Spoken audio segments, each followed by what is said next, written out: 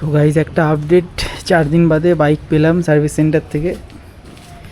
দেখতেই পাচ্ছ সামনে হ্যান্ডগার্ড ইনস্টল হয়েছে, এরম লুকস আসছে।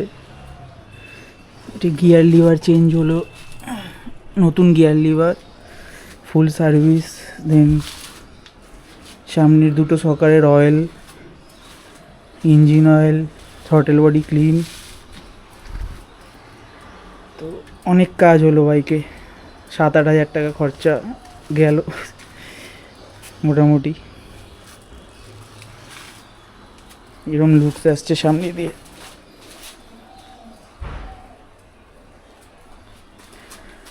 আর সিটিং থেকে আরও ওয়াইড হয়ে গেছে বাইকটা, লাগছে।